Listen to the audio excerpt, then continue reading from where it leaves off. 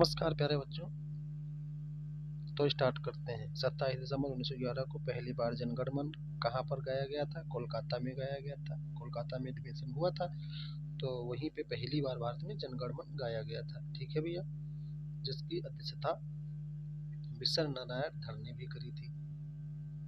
अगला क्वेश्चन, भूदान आंदोलन किसने प्रारंभ किया था?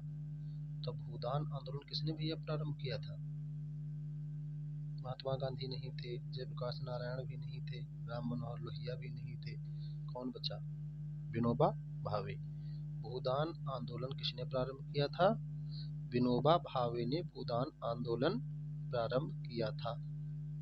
ठीक है भैया, कहाँ से प्रारंभ किया था? आंध्र प्रदेश से 1951 में भूदान आंदोलन की शुरुआत करी थी। इसके अंतर्गत ये होता था, बड़े बड़े लोग जैसे जमीन दे देते थे अपना दान, फिर वही जमीन क्या होती थी, लोगों में बांट दी जाती थी। ठीक है भैया, तो जयप्रकाश नारायण नहीं थे, महात्मा गांधी भी नहीं थे, विनोबा भावे जो थे उन्होंने भूदान आंदोलन की शुरुआत कराई थी। भारत कोकिला किसे कहा जाता है? अगला क्वेश्चन, भारत कोकिला किसे कहा जाता है? आप सभी लोग जानते हैं, सरोजनी नायडू को भारत कोकिला के नाम से जाना जाता है। सरोजनी नायडू को भारत कोकिला के नाम से जाना जाता है। ठीक है भैया, विजय लक्ष्मी पंडित पंडित जवाहरलाल नेहरू जी की बहन थी। अरुणा आसफली ये पहली रेल मंत्री थी, भारत में सबसे पहली रेल मंत्री महिला में अगर पूछे तो अरुणा आसफली थी। ठीक, सुचेता कृपलानी जो भारत के किसी भी राज्य की 1966 में मुख्यमंत्री बनी थी। तो इस क्वेश्चन का आंसर क्या रहेगा? सरोजनी नायडू। भारत कोकिला किसे कहा जाता है? सरोजनी नायडू को कहा जाता है। ठीक है भैया, और एक बात इंपॉर्टेंट बहुत क्वेश्चंस हैं, ये आधुनिक इतिहास के वन लाइनर बेस पे क्वेश्चंस लेके आए हैं। नेक्स्ट क्वेश्चन है भैया, भारत की संविधान सभा किसके अनुसार गठित की गई थी? जो भारत की संविधान सभा थी वो किस आधार पे गठित करी गई? तो आप लोग पहले सोचिए फिर बताइए, भारत की संविधान सभा किसके अनुसार गठित की गई? बहुत इंपॉर्टेंट क्वेश्चन, आप लोग वीडियो को फास्ट करके देख लीजिएगा। बहुत इंपॉर्टेंट क्वेश्चन है, भारत की संविधान सभा किसके आधार पर या किसके अनुसार गठित की गई थी? कैबिनेट मिशन योजना के आधार पे भैया, कैबिनेट मिशन योजना के आधार पर भारत की जो संविधान सभा थी उसका गठन किया गया था। अच्छा, जो ये माउंटबेटन योजना थी इसके आधार पे भारत पाकिस्तान का विभाजन किया गया था। प्रथम भारतीय नोबेल पुरस्कार विजेता कौन थे? प्रथम भारतीय नोबेल पुरस्कार विजेता कौन थे? 1913 में किसको मिला था? गीतांजलि पुस्तक के लिए रविंद्रनाथ टैगोर को। तो प्रथम भारतीय नोबेल पुरस्कार जो विजेता थे वो रविंद्रनाथ टैगोर थे। उसके बाद 1929-30 में सीवी रमन को भौतिकी के क्षेत्र में मिला था, हरगोविंद खुराना को भी उधर ही मिला था। अमर्त्य सेन को, ये भारत के पहले ऐसे व्यक्ति हैं अमर्त्य सेन जिनको सन 1998 में पहली बार अर्थशास्त्र का नोबेल पुरस्कार मिला था। ठीक है भैया, जो अमर्त्य सेन है इनको 1998 में पहली बार मतलब इनको नोबेल मिला था अर्थशास्त्र के क्षेत्र में। तो अमर्त्य सेन अर्थशास्त्र के क्षेत्र में नोबेल पुरस्कार पाने वाले, रविन्द्रनाथ पहली बार मतलब नोबेल पुरस्कार पाने वाले विजेता बने। ठीक है, एशिया के भी ये पहले हैं। अगर एशिया का भी पूछा जाए कि ऐसा कौन सा व्यक्ति था जिसको नोबेल प्राइज मिला था, तो रविंद्रनाथ टैगोर थे भैया। अगला क्वेश्चन है, हमारा राष्ट्रीय गीत वंदे मातरम कहाँ से संकलित है? मतलब क्वेश्चंस का कहने का मतलब ये है कि जो वंदे मातरम हमारा राष्ट्रीय गीत है जो 1895 के अधिवेशन में 96 के अधिवेशन में कलकत्ता में एक अधिवेशन हुआ था जिसकी अध्यक्षता रहमतुल्लाह सयानी ने करी थी। वहां से गाया गया था, आनंद मठ से लिया गया है। वंदे मातरम कहाँ से लिया गया भैया? आनंद मठ से लिया गया है। आनंद मठ की रचना बंकिम चंद्र चटर्जी ने करी थी। ठीक है, बंकिम चंद्र चटर्जी ने करी थी और 1882 में करी थी, बांग्ला भाषा में करी थी आनंद मठ की रचना। आनंद मठ भैया एक ऐसी पुस्तक है जिसमें सन्यासी विद्रोह का भी उल्लेख मिलता है। भारत का राष्ट्रीय पंचांग किस संवत पर आधारित है? कितना बढ़िया क्वेश्चन है। भारत का राष्ट्रीय पंचांग किस संवत पर आधारित है? तो इसका जो बढ़िया सा और सॉलिड जो राइट आंसर है वो आपका है शक संवत। भारत का राष्ट्रीय पंचांग किस संवत पर आधारित है? शक संवत पे आधारित है। अच्छा, ये शक संवत जो किसने शुरू किया था? शक संवत किसने शुरू किया था?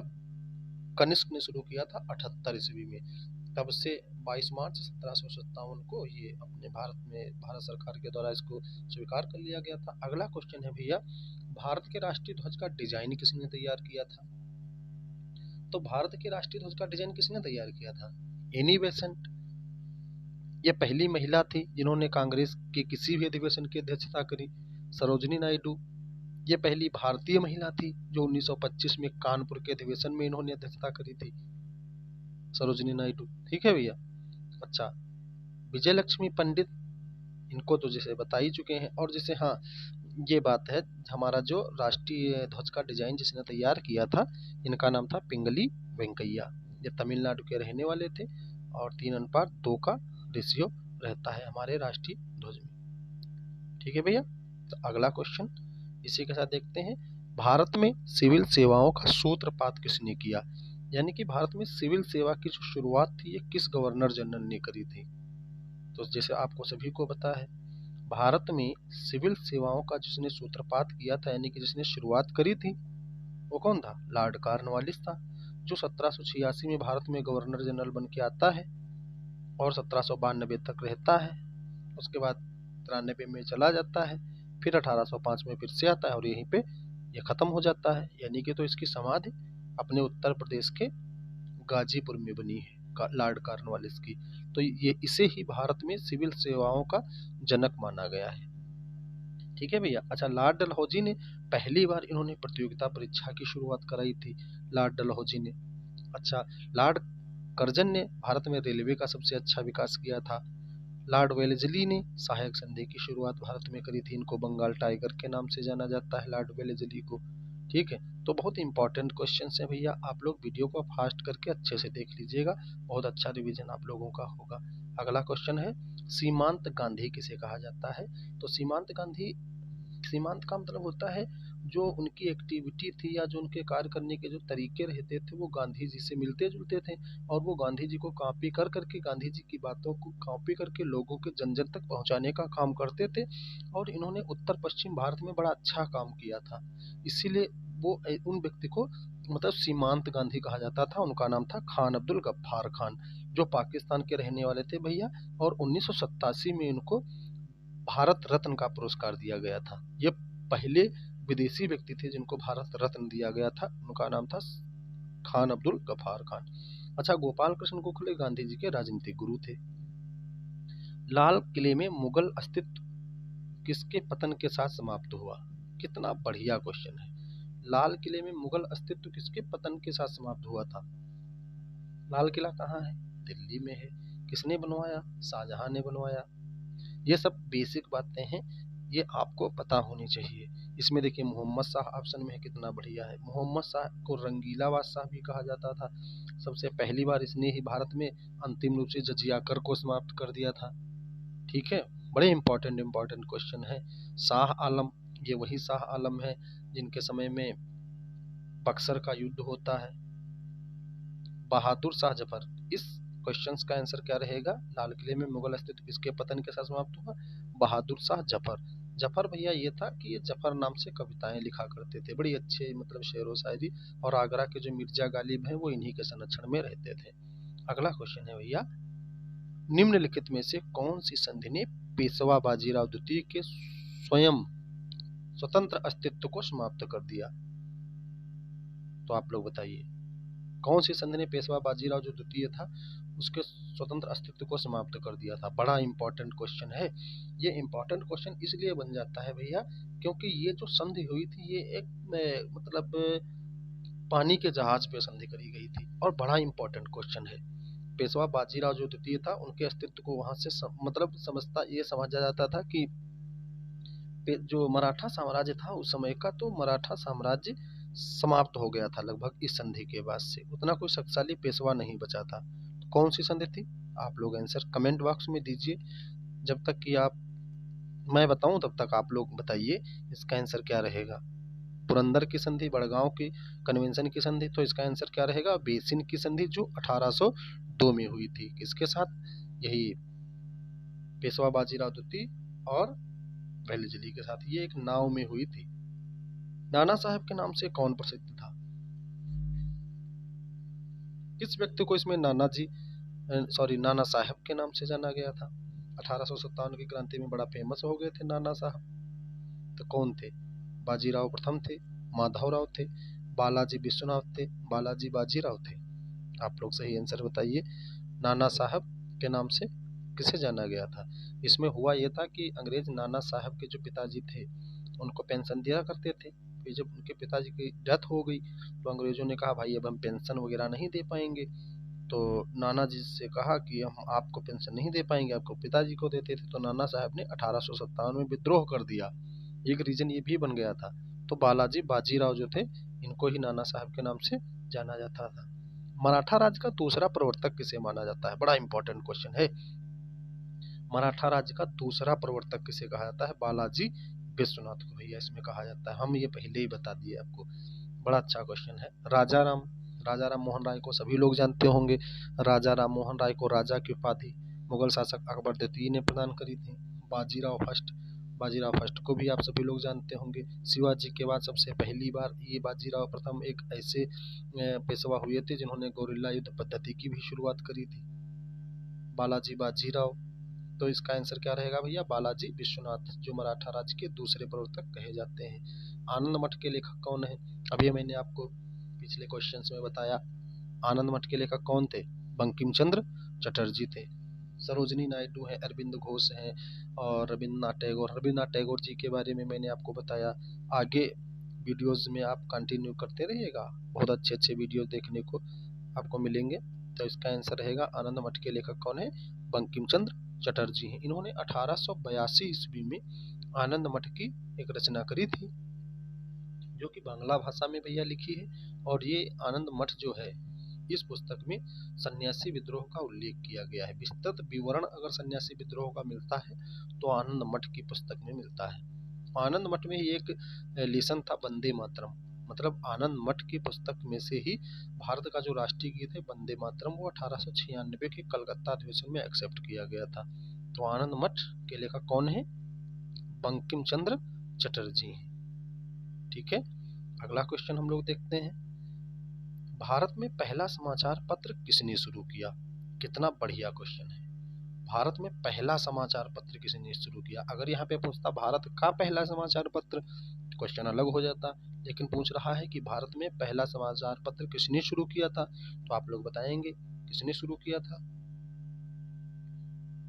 जेम्स हिक्की ने 1780 में भैया, अगस्त 1780 में बंगाल गजट एक अंग्रेजी समाचार पत्र था, उन्होंने शुरू किया था। 1780 में शुरू किया था। जेम्स अगस्त हिक्की ने शुरू किया था, जिनको लिखा है जेम्स हिक्की। इन्होंने ही 1780 में बंगाल गजट के नाम से भारत में क्या किया था? समाचार पत्र शुरू किया था। ठीक है भैया। दादा भाई नौरोजी की तो बड़ी अच्छी अच्छी पुस्तकें हैं। The British rule of India, drain theory. ठीक है। तो भारत में पहला समाचार पत्र किसने शुरू किया? जेम्स अगस्त हिक्की ने किया था 1780 में। उस समाचार पत्र का नाम था बंगाल गजट। आप लोग याद रखिएगा, बहुत अच्छा क्वेश्चन है, बड़ा इंपॉर्टेंट क्वेश्चन है। भारत में पहला समाचार पत्र किसने शुरू किया? जेम्स हिक्की ने। अगर भारत का पहला समाचार पत्र पूछे तो हिंदी में, तो आगे हम आपको वीडियो में बताएंगे उदंड मार्तंड था। उर्दू में कौन सा था? बंगाली भाषा में कौन शब्द क्या आया था? बड़े इंपॉर्टेंट क्वेश्चन है। अगला क्वेश्चन देखते हैं। भारतीय राजनीति में 1947 के बाद किस महिला ने सर्वाधिक योगदान दिया? कितना बढ़िया क्वेश्चन है यार, क्या बात है। राबड़ी देवी, तारकेश्वरी देवी, कमला रानी सिंह या अरुणा आसफ अली? आप लोग बताएंगे इसका सही आंसर। भारतीय राजनीति में 1947 के बाद किस महिला ने सर्वाधिक योगदान दिया था? आप लोग इसका सही आंसर बताएंगे। बहुत अच्छा क्वेश्चन है ये। ऐसे ही क्वेश्चन आते हैं। अरुणा आसफ अली, जो हमने आपको बताया था कि ये पहली महिला रेल मंत्री भी बनी थी। फिर है वंदे मातरम गीत लिखा था। कितना बढ़िया क्वेश्चन। रविन्द्रनाथ टैगोर ने, नवगोपाल मित्रा ने, बंकिम चंद्र चटर्जी ने, गिरीश चंद्र घोष ने? किसने लिखा था वंदे मातरम गीत? बंकिम चंद्र चटर्जी ने लिखा था। मैं ये इस वीडियो में तीसरी बार ये बात एक्सप्लेन करके आपको बता रहा हूँ कि वंदे मातरम जो गीत लिखा था वो बंकिम चंद्र चटर्जी ने लिखा था। और किस पुस्तक में लिखा था?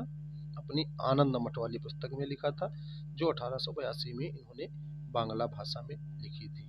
और यही वंदे मातरम जो है ये भारत का राष्ट्रीय गीत है। ठीक है भैया, बड़ा इंपॉर्टेंट क्वेश्चन है, आप लोगों ने इतनी बार देख लिया है, इसका रिवीजन हो गया होगा। नेक्स्ट क्वेश्चन है, स्वतंत्र भारत का अंतिम गवर्नर जनरल कौन था? बताइए, स्वतंत्र भारत का अंतिम गवर्नर जनरल कौन था? स्वतंत्र भारत का अंतिम गवर्नर जनरल, अगर यहाँ पे पूछता स्वतंत्र भारत का अंतिम भारतीय गवर्नर जनरल यानी कि अंतिम गवर्नर जनरल कौन था, अगर पूछते कि भारत का यानी कि भारतीय गवर्नर जनरल कौन था, तो क्वेश्चन अलग चेंज हो जाता।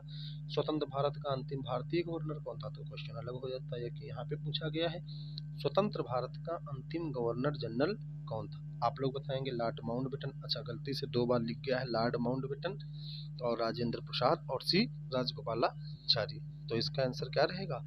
लॉर्ड माउंटबेटन रहेगा। ठीक है, स्वतंत्र भारत के जो अंतिम गवर्नर जनरल थे वो लॉर्ड माउंटबेटन थे, और इसके बाद स्वतंत्रता के कुछ दिन के बाद से सी राजगोपालाचारी को अपने भारत का गवर्नर जनरल बना दिया गया था भैया।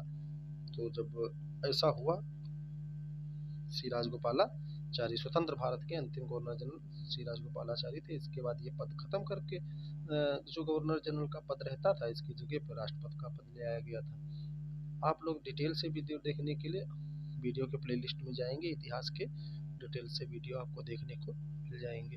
निम्नलिखित विद्रोहों में किसको बंकिम चंद्र चटर्जी ने अपने उपन्यास आनंद मठ में उल्लेख कर प्रसिद्ध कर दिया? हाँ, अभी हमने बता दिया था, बहुत सारे किसान विद्रोह हुआ करते थे 1857 की क्रांति के बाद से। तो उसमें से ऐसा कौन सा भैया विद्रोह था जिसका उल्लेख आनंद मठ पुस्तक में मिलता है? भील विद्रोह, रंगपुर तथा दीनापुर विद्रोह, विष्णुपुर या वीरभूमि विद्रोह या सन्यासी विद्रोह? ऐसा कौन सा विद्रोह था? मैंने बहुत बार ये बात बताई है कि आनंद मठ में एक विद्रोह हुआ था, बंकिम चंद्र चटर्जी ने जो आनंद मठ लिखी है उसमें सन्यासी विद्रोह का उल्लेख मिलता है।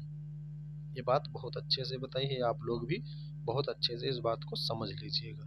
ठीक है भैया, तो इसका आंसर क्या होगा? सन्यासी विद्रोह। यानी कि आनंद मठ में किस विद्रोह का उल्लेख मिलता है? सन्यासी विद्रोह का उल्लेख मिलता है। ठीक है, अगला क्वेश्चन हम लोग देखेंगे, ये क्वेश्चन बड़ा इंपॉर्टेंट है। अगला क्वेश्चन, कांग्रेस के निम्नलिखित नेताओं में कौन एक कैबिनेट मिशन के पक्ष में पूरी तरह से था? कितना बढ़िया क्वेश्चन है, मतलब इतने सारे नेता हैं, तो कांग्रेस के निम्नलिखित नेताओं में से कौन कैबिनेट मिशन योजना के पक्ष में पूरी तरह से था? मतलब कैबिनेट मिशन योजना की तरफ पूरी तरफ कौन इसमें नेता था? अब्दुल कलाम आजाद, जवाहरलाल नेहरू, सरदार पटेल, महात्मा गांधी, कौन था? आप लोग बताइए। बहुत अच्छा क्वेश्चन है भैया,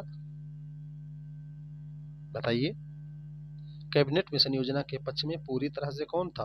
अब्दुल कलाम आजाद थे, जवाहरलाल नेहरू थे, सरदार पटेल थे, महात्मा गांधी थे।